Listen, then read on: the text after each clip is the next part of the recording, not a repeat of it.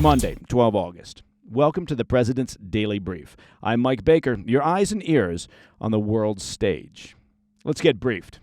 We'll kick off today's show with news from the Trump campaign, which has revealed that its internal emails were hacked. And for now, they're pointing fingers at the Iranian regime. Of course, it's the Iranian regime. The disclosure comes after a Microsoft report was just released, focused on Iranian cyber and disinformation interference attempts in the upcoming 2024 presidential election. Later in the show, we'll have the latest from the Ukrainian incursion into Kursk, where Kyiv's troops continue their push deeper into Russian territory. Now, Putin's getting a taste of his own medicine, and it's not going down well. Plus, we'll return to the Middle East, where reports have emerged that Iran's supreme leader, Khamenei, has agreed to postpone the nation's anticipated retaliation against Israel. And in today's Back of the Brief, a potential twist in Venezuela's political turmoil. The Wall Street Journal reports that the U.S. is engaging in secret talks to offer President and aspiring dictator Nicolas Maduro, well, he's already a dictator, isn't he? He's not really aspiring to be a dictator, but they're offering him amnesty in exchange for stepping down. But first, today's PDB Spotlight. Former President Trump's presidential campaign announced on Saturday that its internal communications have been hacked, and it's pointing the finger at Iranian actors. The campaign claims that sensitive internal documents were stolen, including a 271-page dossier on J.D. Vance's vulnerabilities. What is it with U.S. politics and dossiers? The dossier was produced in February, almost 5 months before Trump selected Vance as his running mate, at a time when, of course, several potential VP candidates were being vetted. The hackers reportedly also stole a variety of other documents, from Trump's court cases to internal campaign discussions. The perpetrators then sent these documents to at least two news organizations. So there's a surprise. Politico and the Washington Post, also not a surprise. Politico reports that the documents were shared by an anonymous individual using the name Robert, who communicated through an AOL.com. Good God, AOL is still out there? An AOL.com email address. When pressed by Politico on how he obtained the documents, as if they really cared, Robert responded, quote, "I suggest you don't be curious about where I got them from. Any answer to this question will compromise me," you're already compromised, Robert, "and also legally restricts you from publishing them," end quote. He then said he could be reached at DNC headquarters. Come on, I'm kidding, all right? I'm kidding. Robert didn't provide his contact details. All right, the Trump campaign hasn't provided any specific evidence of Iran's involvement, but the accusation comes just one day after Microsoft issued a report on foreign interference attempts in the 2024 U.S. presidential election, in which they specifically call out the activities of Iran and its IRGC. According to the report, a group linked to Iran's Islamic Revolutionary Guard Corps, the IRGC, the group known as Mint Sandstorm, well, there's a catchy name, recently attempted to compromise the accounts of a high-ranking official by sending a so-called spear phishing email. That's phishing, of course, with a PH. Just like when you say fat, but you spell it with a PH. I think the kids still say that. Now, if you're not familiar with what spear phishing is, it's when hackers send a fake email or a message that looks like it's from someone you trust, like a coworker or a company that you know, maybe a vendor. But, of course, it's a trick. They're trying to get you to share private information, like your password, or to click on a link that lets them into your computer. It's more targeted than regular phishing, because it's aimed directly at you or your organization. And here's a pro tip. Don't click on any links or attachments until you've verified the sender's authenticity. Even if at first blush it looks legit. Take a moment, study the sender's email, and if you have any concerns, reach out separately to the sender, not by replying to their email, of course. I'm sure you already know this, but here at the PDB, we do love to state the obvious. Now, the email in question were sent from a compromised account belonging to a former senior advisor and included a fake forward with a hyperlink that directed traffic through an actor-controlled domain before redirecting to the listed domain. Trump campaign spokesperson Stephen Chung weighed in, telling NBC News, quote, "The Iranians know that President Trump will stop their reign of terror just like he did in his first 4 years in the White House. Any media or news outlet reprinting documents," he said, "or internal communications are doing the bidding of America's enemies and doing exactly what they want," end quote.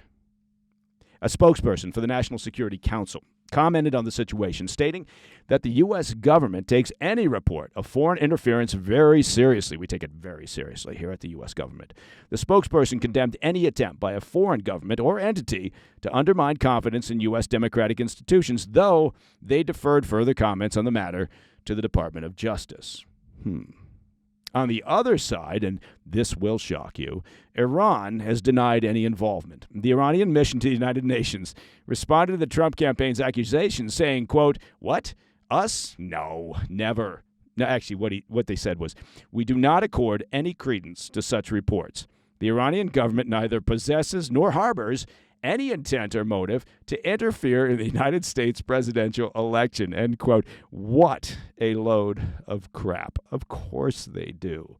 The Iranian regime, the Russians, and the Chinese regime under Xi are all intent on doing what they can to destabilize the U.S. And that includes, of course, sowing distrust and doubt in the electoral process. The only way to avoid the disinformation and misinformation that these foreign actors are pushing out would be to shut off the internet from now until November. And that is a fairly attractive thought. All right, coming up next, the Ukrainian armed forces continue their push into Russian territory, and Iran's supreme leader has reportedly delayed his nation's retaliatory strike against Israel. We'll have those stories when we come back. Welcome back to the PDB. It's now day 6 of the Ukrainian military's incursion into the Russian region of Kursk. In an address this weekend, Ukrainian President Zelensky acknowledged for the first time that his forces are actively engaged in combat inside Russian territory. The incursion, which began nearly a week ago, has become a major embarrassment for the Kremlin. Russian President Putin has labeled it a, quote, "major provocation."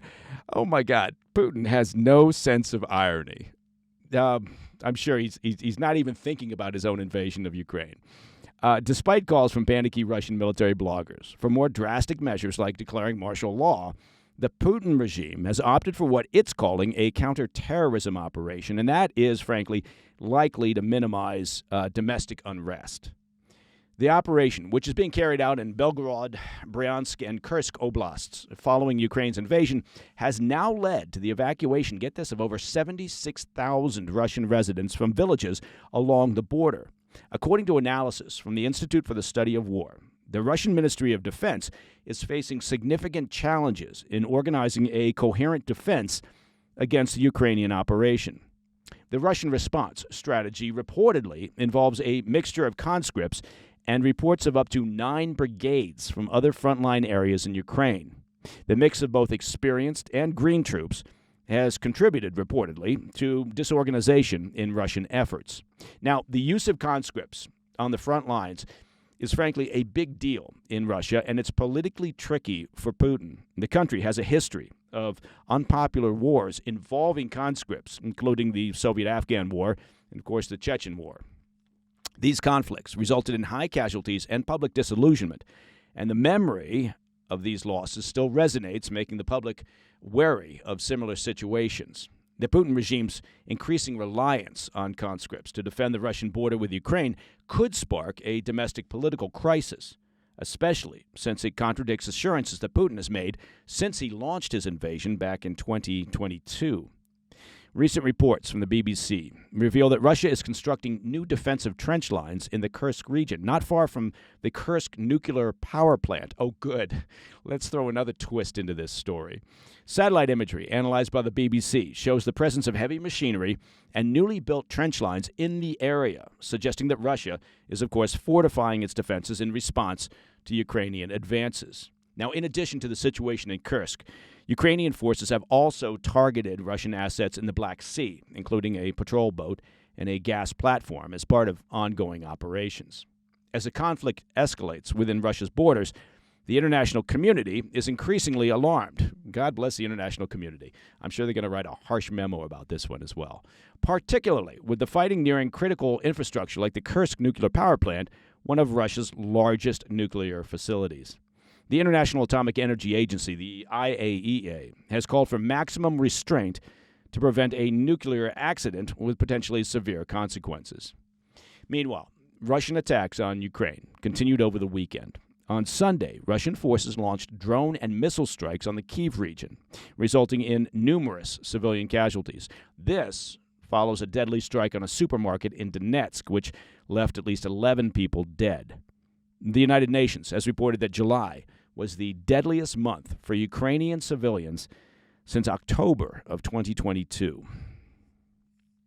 Okay, moving on to the Middle East, where Iran's president, Masoud Pezeshkian, has reportedly persuaded Supreme Leader Ayatollah Ali Khamenei to delay an anticipated attack on Israel for now, as per a report by the Kuwaiti newspaper Al Jazeera. As we've previously reported on the PDB, tensions between Iran and Israel obviously escalated following the killing of senior Hamas political leader Ismail Haniyeh last month in Tehran, for which Israel is widely blamed, although they have not taken credit. Iran, which built Hamas, of course, through funding, training, and support, has been under pressure to respond. Supreme Leader Ayatollah Ali Khamenei has been clear on retaliation, vowing to, quote, harshly punish Israel, and that was the narrative coming out of Tehran, at least until Sunday. According to Al Jazeera, President Pezeshkian's successful appeal to Supreme Leader Khamenei to hold off on any response appears tied to the approval process of Iran's new government, which is set to be finalized by the Islamic Consultative Assembly within the next 2 weeks. Additionally, the U.S. reportedly opened a hotline with Iran. Well, a hotline. It would be more fun if it was a party line like the old days. But a hotline over the weekend urging Tehran to delay its retaliation for Haniyeh's assassination by the same amount of time. The Kuwaiti newspaper report also notes that the U.S. has communicated to Iran that its recent military buildup in the region is a deterrent measure rather than a prelude to conflict, emphasizing the desire to prevent further escalation. These efforts coincide with allowing time for the U.S. to advance ceasefire talks between the Hamas terror group and Israel, with Iran potentially supporting this initiative if Hamas agrees to the terms.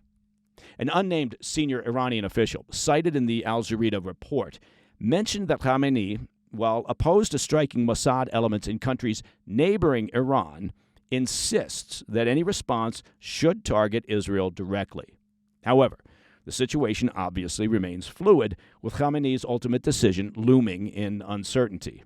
Now, this comes especially as President Biden seeks to address the ongoing conflict in Gaza and resume nuclear negotiations with Iran. And by President Biden, I mean whoever is running the White House. Pezeshkian, the new president, is likely, frankly, reading the cards properly here. He knows that the first inclination, the gut feeling of the U.S. administration is appeasement and a soft-touch approach to Iran. Pezeshkian is assuming that by holding off on a strike against Israel, Iran may be able to win even further concessions from the Biden administration, which, of course, would be useful to Pezeshkian as he settles into his new leadership role. All right, coming up in the back of the brief, we'll explore a possible new development in Venezuela's political crisis. According to the Wall Street Journal, the U.S. is reportedly holding secret negotiations to offer President/dictator Nicolas Maduro amnesty if he agrees to step down. Now, of course, the U.S. would also need to offer amnesty to the senior Venezuelan military leaders who currently back Maduro, given that they've become wealthy off of their loyalty to him. I'll be right back. In today's Back of the Brief, the U.S. government is making a last-ditch effort to persuade Venezuelan dictator, I just dropped the whole title of president, let's just go with dictator, Nicolas Maduro, to relinquish power by offering him amnesty. Mounting evidence indicates that Maduro lost the recent presidential election by a wide margin, but he appears to have no intention of stepping down. According to a Wall Street Journal exclusive report by our good friend, South American Bureau Chief Juan Ferrero, the U.S. has been engaged in secret talks with Maduro's confidants, The discussions include offers of amnesty and possibly lifting indictments against the dictator and his top lieutenants. And this includes a $15 million bounty placed on him in 2020 for allegedly conspiring to flood the U.S. with cocaine. These ongoing talks are being led by Daniel Erickson from the National Security Council on the U.S. side, with the president of the National Assembly of Venezuela representing Maduro's interests. However, Maduro has so far resisted any arrangements that would require him to step down before his term ends in January 2025. The Wall Street Journal previously reported that the U.S. is not pressuring Western oil companies to leave Venezuela as part of this deal. With only 5 months left before the presidential inauguration, the Biden administration is essentially racing against time to secure an agreement. However, Maduro's deep-seated distrust of Washington, irrespective of the administration in power, remains a significant obstacle. Meanwhile, opposition leader Maria Corina Machado and poll watchers continue to push for international recognition of the election results, documenting and publishing evidence of Edmundo Gonzalez's presidential victory. According to data from voting stations compiled by the opposition and made publicly accessible in a database, Maduro collected 3.2 million votes compared to opposition leader Gonzalez's 7.1 million votes. Now, you don't need to be a math genius to understand what that means. It means that Gonzalez won. As the situation develops, the outcome of the upcoming U.S. presidential election in November could greatly influence U.S. policy toward Venezuela, particularly if former President Trump, known for his aggressive stance against Maduro, returns to power. The Venezuelan opposition, facing increasing repression, remains hopeful that international pressure, of course, will force Maduro to step down and allow for a peaceful transition of power. And that, my friends, is the President's Daily Brief for Monday, 12 August. If you have any questions or comments, please reach out to me at pdb@thefirsttv.com. And, of course, as you've probably read in all the major dailies, to listen to the show ad-free, well, become a premium member of the President's Daily Brief by visiting pdbpremium.com. And I hope that you had a chance to watch our latest episode of the PDB Situation Report. That's our extended weekend show with guests and news and insight in my usual sartorial splendor. It's not easy to decide which T-shirt to wear for each episode. Our guests this past weekend were the most excellent Peter Duran and Robert Greenway. And if you haven't had a chance to check it out, it's on our YouTube channel at President's Daily Brief, and, of course, all podcast platforms. I'm Mike Baker. I'll be back later today with the PDB Afternoon Report. Until then, well, you know the drill. Stay informed, stay safe, stay cool.